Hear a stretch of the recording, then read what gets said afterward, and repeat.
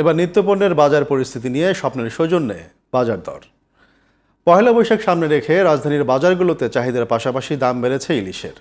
বড় সাইজের এক একটি ইলিশ বিক্রি হচ্ছে 2,500 থেকে 3,000 টাকা পর্যন্ত। তবে ঈদের ছুটির কারণে ইলিশের সরবরাহ ও ক্রেতা কম বলে জানিয়েছেন বিক্রেতারা। পহেলা বৈশাখে পান্তা ইলিশ খাওয়ার সংস্কৃতি দিন দিন বদলে যাওয়ায় আগের মতো বিক্রি নেই বলেও জানান তারা। এদিকে ইলিশের দাম নিয়ে খুব একটা অনুযোগ নেই শৌখিন ক্রেতাদের। বিস্তারিত রিপোর্টে। একসময় পহেলা বৈশাখ এলেই বাজারগুলোতে ধুম পড়ে যেত ইলিশ কেনার। তবে দিন দিন পাল্টাচ্ছে পরিস্থিতি। একে তো ঈদের ছুটি, লাগামহীন দাম আর পান্তা ইলিশ খাওয়ার সংস্কৃতি বদলে যাওয়ায় ইলিশ কিনতে আগের মতো নেই ক্রেতাদের ভিড়। তবে পহেলা বৈশাখের আগের দিন অনেকেই কিনতে এসেছেন ইলিশ।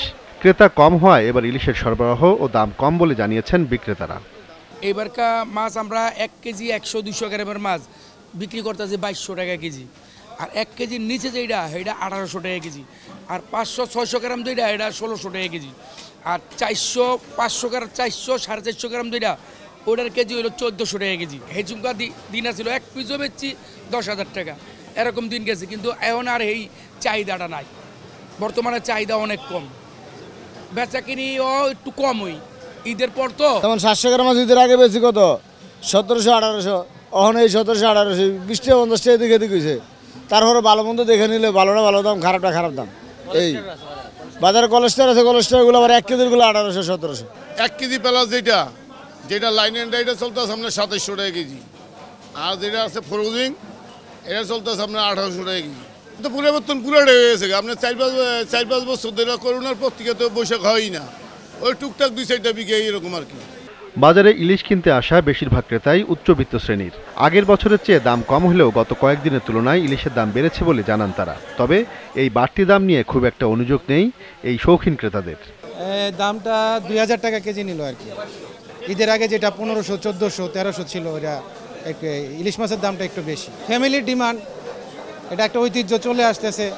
এখন সব ইলিশের একটা মানে আমাদের ঐতিহ্য ধারা বজায় রাখার জন্য সবাই একটু ইলিশ খাওয়ার চেষ্টা করে, এই আর কি। ঈদের পরের বাজার হিসেবে ঢাকায় যেমন মানুষ কম, আমদানিও কম, তো হিসেবে আশা করছিলাম দাম একটু কমবে, কিন্তু পয়লা বৈশাখ সামনে রেখে ইলিশের দাম অনেক বেশি। 600 থেকে 700 গ্রাম হবে।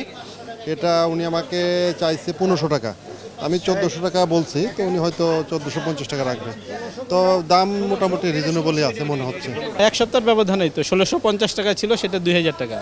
পয়লা বৈশাখে ইলিশ মাছ খেতে হয়, এই দাম হলেও খেতে হয়, এটা একটা প্রচলিত ধারা। ইলিশের দাম বেশি হলেও অন্যান্য মাছের দাম কমেছে বাজারগুলোতে।